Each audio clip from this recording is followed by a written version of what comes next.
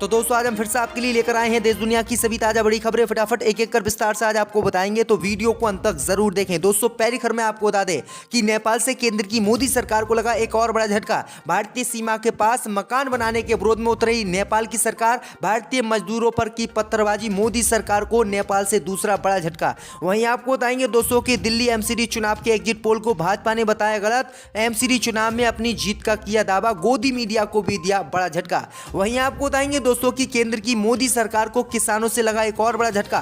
किसानों ने केंद्र की मोदी सरकार के खिलाफ शुक्रवार से दिल्ली के जंतर मंतर पर विरोध प्रदर्शन करने का किया ऐलान। वहीं आपको बताएंगे दोस्तों की कांग्रेस नेता कन्हैया कुमार ने मीडिया की भूमिका पर उठाए सवाल। कहा टीवी स्टूडियो की 100 में से 99 डिबेट हिंदू मुसलमान पर की जाती हैं, बेरोजगारी और महंगाई के मुद्दे मीडिया से हैं गायब। वहीं आपको बताएंगे दोस्तों की लखीमपुर खीरी हिंसा को लेकर बीजेपी नेता को लगा बड़ा झटका। आशीष मिश्रा पर किसानों की हत्या के आरोप में चलेगा मुकदमा, कोर्ट ने तय किए हैं आरोप। वहीं आपको बताएंगे दोस्तों की कश्मीरी पंडितों की सुरक्षा करने में मोदी सरकार नाकाम, केंद्र की मोदी सरकार पर बरसी महबूबा मुफ्ती। वहीं आपको बताएंगे दोस्तों की विवादित बयान देने पर बीजेपी नेता परेश रावल के खिलाफ पश्चिम बंगाल में एक और केस हुआ दर्ज, परेश रावल को गिरफ्तार करने की उठी मांग। तो दोस्तों सभी खबरों को आपको एक एक कर बताने वाले हैं, वीडियो को लाइक कर चैनल को सब्सक्राइब जरूर कर दें। इसी बीच पर तो दोस्तों अगली खबर की ओर, तो नेपाल से मोदी सरकार को लगा बड़ा झटका। नेपाल ने भारतीय सीमा पर भारत द्वारा बनाए जा रहे मकानों का किया विरोध। जी दोस्तों आपको बता दें ये बड़ी खबर सामने निकल कर आई दोस्तों कि नेपाल से मोदी सरकार को आज फिर से बड़ा झटका लगा है। दरअसल आपको बता दें कि उत्तराखंड के पिथौरागढ़ जिले में धारचूला में भारत द्वारा सीमा पर बनाए जा रहे भवनों का नेपाल की सरकार ने विरोध किया है और इसको लेकर नेपाल के विदेश मंत्रालय ने भारत के लिए एक चिट्ठी लिखी है और दोनों देशों के बीच समन्वय का आह्वान किया है। आपको बता दें कि भारत सरकार उत्तराखंड के धारचूला में अंतर्राष्ट्रीय सीमा पर सुरक्षा के मद्देनजर काली नदी के किनारे तटबंध का निर्माण कर रही है। नेपाली नागरिक इसका विरोध कर रहे हैं। नेपाल का कहना है कि तटबंध के निर्माण से उसके नागरिकों की सुरक्षा खतरे में पड़ सकती है, जिसके बाद नेपाल ने इसके बनाने पर विरोध किया और कहा कि भारत किसी भी तरह का निर्माण सीमा के पास नहीं करे। वहीं आपको बता दें कि इससे पहले 3 क्षेत्रों पर नेपाल भारत की जमीन पर दावा करता है और कहता है सरकार बनने के बाद नेपाल अपनी आर्मी के जरिए भारत से ये तीनों क्षेत्र वापस लेगा। तो ये बड़ी अपडेट आई दोस्तों कि चीन पाकिस्तान के बाद अब नेपाल से भी मोदी सरकार को बड़ा झटका लगा है। नेपाल भी अब सीमा पर भारत का विरोध करने लगा है। इसी बीच पर तो दोस्तों अगली खबर की ओर, तो दिल्ली एमसीडी चुनाव के एग्जिट पोल को भाजपा ने बताया गलत। दिल्ली एमसीडी चुनाव में भाजपा ने जीत का किया दावा।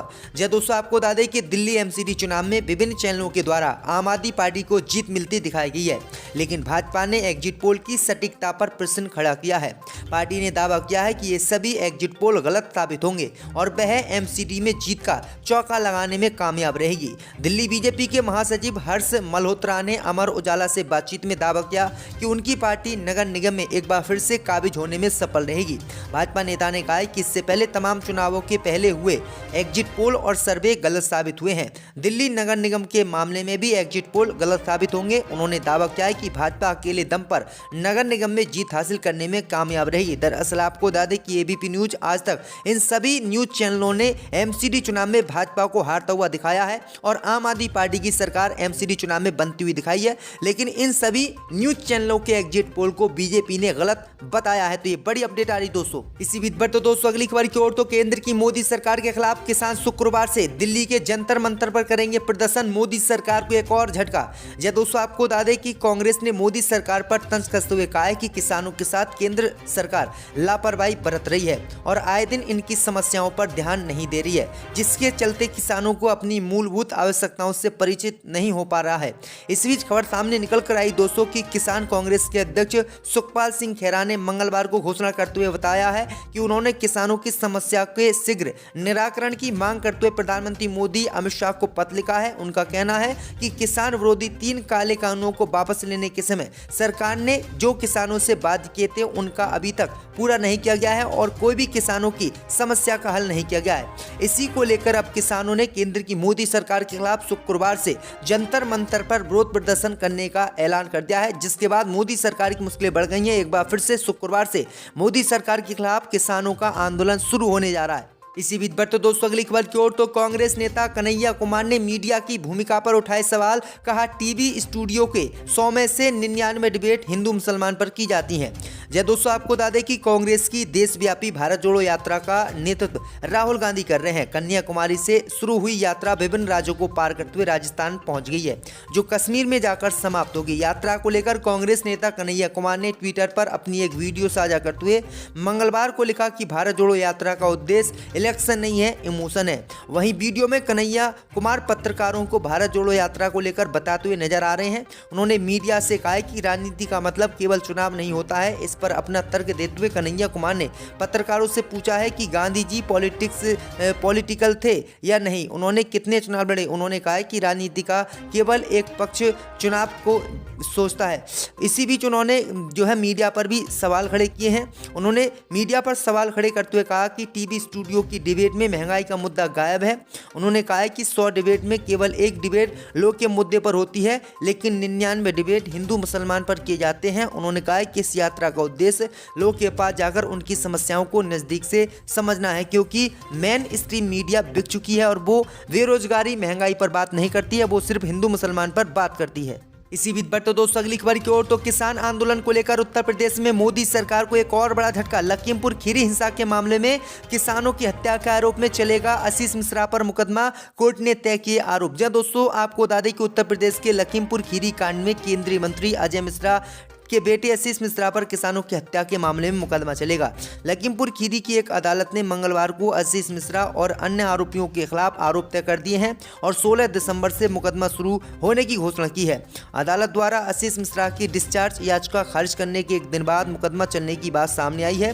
पुलिस की चार्जशीट में मिश्रा पर हत्या का आरोप लगाया गया है। आरोप है कि पिछले साल 3 अक्टूबर को लखीमपुर खीरी में किसानों के एक विरोध प्रदर्शन के दौरान आशीष मिश्रा एक SUV में थे, जिसने 4 किसानों एक पत्रकार को रौंद दिया था, जिसमें 5 की मौत हो गई थी। इस घटना का वीडियो भी सामने आया था, जिसके बाद किसानों ने इस पर हमला भी किया था। अब इसी मामले को लेकर आशीष मिश्रा पर हत्या का मुकदमा चलेगा और ये अब जेल में ही रहेंगे। तो उत्तर प्रदेश की योगी सरकार को बड़ा झटका आशीष मिश्रा को लेकर कोर्ट से लगा है। इसी बीच पर तो दोस्तों अगली खबर की ओर, तो कश्मीरी पंडितों की सुरक्षा करने में सरकार नाकाम, केंद्र की मोदी सरकार पर बरसी महबूबा मुफ्ती।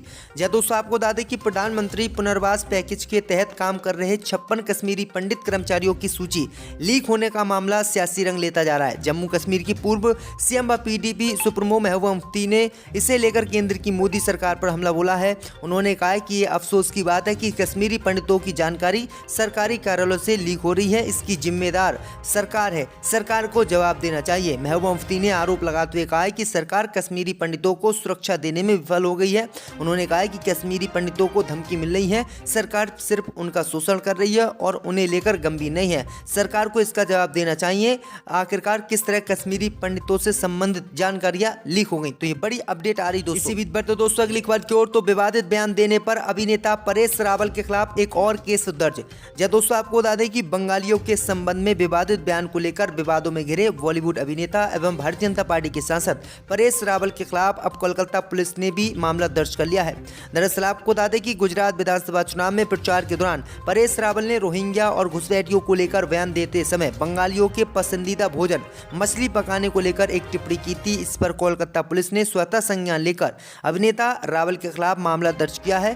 प्राप्त जानकारी के अनुसार अभिनेता के खिलाफ IPC की धारा 153, 153A, 153B तथा 504 के तहत मामला दर्ज किया गया है। तो ये बड़ी अपडेट आ रही दोस्तों की एक के बाद एक बीजेपी नेता परेश रावल पर मुकदमे देश में दर्ज हो रहे हैं। इसी बीच पर तो दोस्तों अगली खबर की ओर, तो हिंदू सेना के प्रमुख संत युवराज दिल्ली से गिरफ्तार, 40 तलवारें हुई बरामद। जय दोस्तों, आपको बता दें कि मथुरा की शेरगढ़ पुलिस ने दिल्ली के विवेक विहार से मंगलवार तड़के शिष्य के आवास से हिंदू सेना प्रमुख संत युवराज को गिरफ्तार कर लिया है। पुलिस संत युवराज को शेरगढ़ में ब्रजधाम आश्रम तक लाई है। यहां से शेरगढ़ पुलिस ने करीब 40 तलवारें बरामद की हैं और उन्हें जेल भेज दिया है। हिंदू सेना प्रमुख संत युवराज निवासी ब्रजधाम आश्रम सन रनहेरा ने 28 नवंबर को सोशल मीडिया पर ईदगाह मस्जिद के संबंध में आपत्तिजनक वीडियो संदेश पोस्ट किया था। इसमें भड़काऊ शब्दों का प्रयोग किया गया था। संदेश को देखकर थाना गोविंद नगर के प्रभारी निरीक्षक विनोद कुमार ने संत युवराज के खिलाफ संगीन धाराओं में मुकदमा दर्ज कराया था। इसके बाद से थाना गोविंद नगर पुलिस हिंदू सेना प्रमुख की सरगर्मी से तलाशी कर रही थी, जिसके बाद उसे गिरफ्तार किया गया और जेल भेज दिया गया, क्योंकि इन्होंने बिना लाइसेंस की तलवारें हिंदू व्यक्तियों को देने की बात अपने वीडियो में कही थी। नाम बनाने से क्या फर्क पड़ रहा है? अभी भी हम लोग पुराने नाम से उन शहरों को जानते हैं। सिर्फ एक एजेंडा है, हिंदू मुसलमान कैसे करें। जो नाम मुस्लिम तहजीब से जुड़े हुए हैं या उर्दू के नाम है, उन्हें हटाने के बाद ये मैसेज दे रहे हैं कि हम